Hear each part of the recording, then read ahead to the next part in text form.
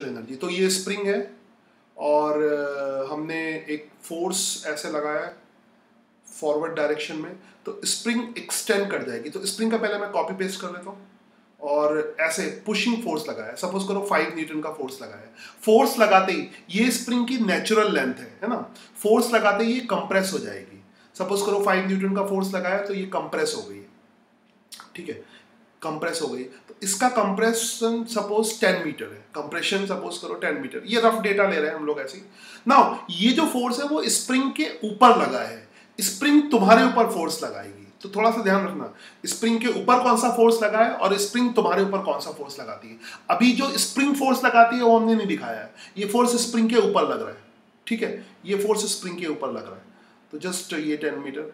Now हमने spring को push किया है, एक्चुअली में अगर हम स्प्रिंग को पुश करेंगे तो स्प्रिंग भी तुम्हें पुश करेगी, ठीक है।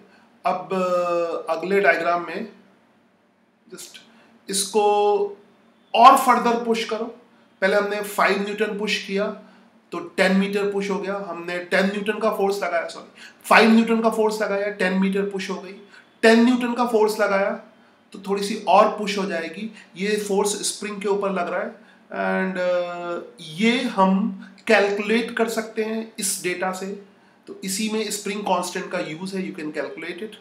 जैसे यहां पर ये इसकी नेचुरल लेंथ है, तो स्प्रिंग का जो फोर्स होता है that is proportional to extension, proportional to extension. Actually में स्प्रिंग जो तुम्हारे ऊपर फोर्स लगाएगी, ठीक है, उसको बोलते हैं स्प्रिंग का फोर्स। ऑब्वियसली तुम स्प्रिंग पे जितना फोर्स लगाओगे स्प्रिंग तुम्हारे ऊपर उतना ही फोर्स लगाएगी, Newton's third law. This 5 Newton is applied on spring, तो स्प्रिंग इतना ही फोर्स तुम्हारे ऊपर लगाएगी। तो फोर्स बाय स्प्रिंग का जो मैग्नीट्यूड है वो kx के बराबर होगा, मगर डायरेक्शन हमने दिखाया यहां पे ये वेक्टर फॉर्म में है, क्योंकि अगर तुम फोर्स ऐसे लगाओगे तो स्प्रिंग अपोजिट डायरेक्शन में फोर्स लगाएगी। तो this is force applied by spring. तो फोर्स अप्लाइड बाय स्प्रिंग का जो फॉर्मूला होगा वो -kx होगा, ध्यान रखना -kx है वेक्टर फॉर्म में। स्प्रिंग का फोर्स हमेशा -kx होता है। एक्चुअली में स्प्रिंग यहां पे स्प्रिंग किधर फोर्स लगा रही है, एक्चुअली में इधर जो है x निगेटिव है, x ये ओरिजिन लेते हैं, x पीछे की तरफ लेते हैं, तो x निगेटिव है, तो स्प्रिंग का फोर्स पॉजिटिव होगा, है ना। यहां पे x की निगेटिव वैल्यू रखोगे तो स्प्रिंग का फोर्स उल्टी डायरेक्शन में है। याद रखो हमने डायग्राम में एक्सटर्नल फोर्स दिखाया है, स्प्रिंग का फोर्स नहीं दिखाया है, ठीक है। ये एक्सटर्नल फोर्स जो हमारा हाथ लगा रहा है स्प्रिंग के ऊपर वो दिखाया है। स्प्रिंग का फोर्स इसका उल्टा होगा और हमारे हाथ के ऊपर लगेगा। अगर तुम स्प्रिंग का फोर्स दिखाते हो तो तुम्हें हाथ भी दिखाना पड़ेगा। तो फिलहाल ये फॉर्मूला हमने स्प्रिंग फोर्स का लिखा है, ठीक है। ऑब्वियसली ये इसके बराबर ही होगा, तो स्प्रिंग फोर्स की वैल्यू हम लिख लेंगे -k, और स्प्रिंग का जो कंप्रेशन हुआ है वो -10 हुआ है, ठीक है। तो स्प्रिंग का फोर्स पॉजिटिव डायरेक्शन में आएगा, +10k आएगा।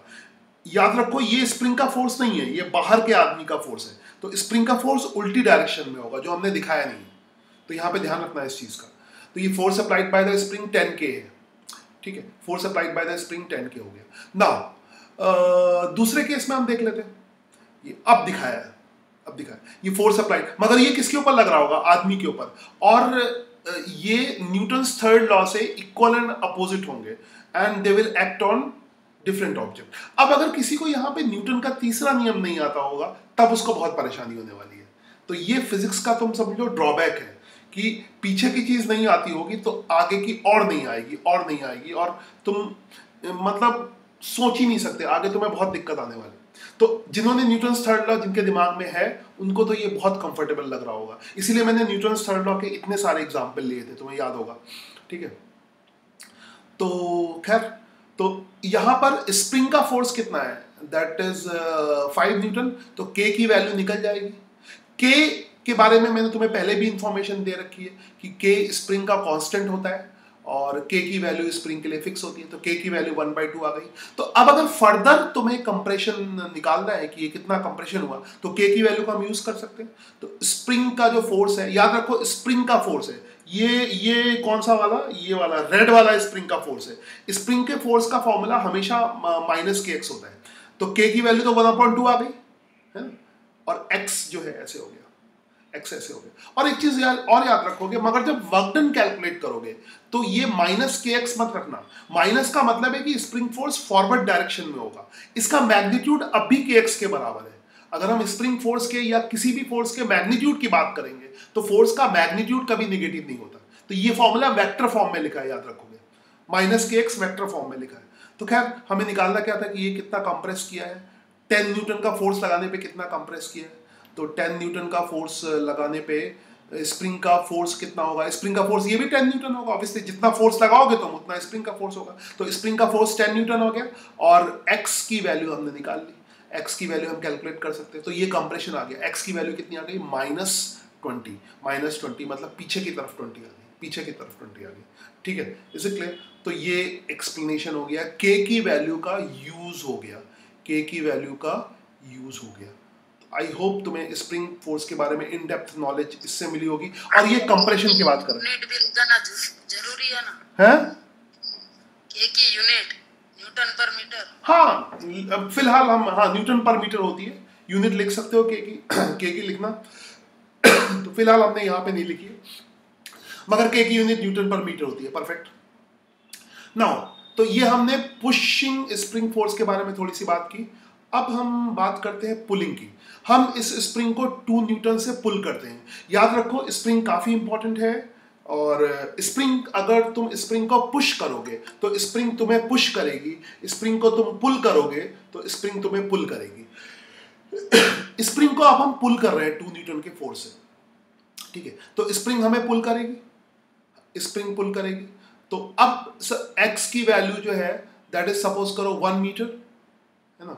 तो स्प्रिंग का फोर्स अपोजिट डायरेक्शन में लगेगा -kx। तो अगर हमें स्प्रिंग का फोर्स बताना है, ठीक है, स्प्रिंग का फोर्स बताना है, वो बैकवर्ड डायरेक्शन में होगा। तो यहां पर इस स्प्रिंग का जो स्प्रिंग फोर्स होगा that is in backward direction, forward नहीं होगा। ये हम खींच रहे हैं, यहां पर बैकवर्ड फोर्स लगा रहे हैं, बैकवर्ड -2 न्यूटन। एंड फिर स्प्रिंग फोर्स का वेक्टर फॉर्म में फॉर्मूला होगा -k, और x की जो वैल्यू है दैट इज 1। तो यहां से k की वैल्यू आ जाएगी। ये जो नई स्प्रिंग ली है, ये पुरानी वाली स्प्रिंग नहीं है, ये नई स्प्रिंग हमने ली थी। इस नई स्प्रिंग के लिए k की वैल्यू 2 है, इस नई स्प्रिंग के लिए k की वैल्यू 2 है। नाउ फिर हम दूसरी बात कर लें, spring force is equal to -2, and फिर फर्दर इसको सपोज करो 2 मीटर और एक्सटेंड कर देते हैं, मतलब x2 ले लेते हैं, डायग्राम में भी बनाते हैं, इसको 2 मीटर एक्सटेंड कर दिया, ठीक है। k की वैल्यू तो वही रहेगी, तब स्प्रिंग फोर्स कितना हो जाएगा, -4 न्यूटन। k की वैल्यू चेंज नहीं होगी। तो अगर इसको 1 से लेके 2 मीटर मतलब एक्सटेंड और कर दो तो स्प्रिंग फोर्स की वैल्यू इंक्रीज कर जाएगी, ठीक है। तो जितना एक्सटेंड करोगे उतना स्प्रिंग फोर्स की वैल्यू इंक्रीज करेगी, ठीक है। तो 2 मीटर हमने एक्सटेंड कर दिया। सो अभी इस डायग्राम में शो नहीं किया, बट फॉरवर्ड 2 मीटर एक्सटेंड किया तो फोर्स की वैल्यू बैकवर्ड डायरेक्शन में -4 न्यूटन हो गई। तो ये बेसिक का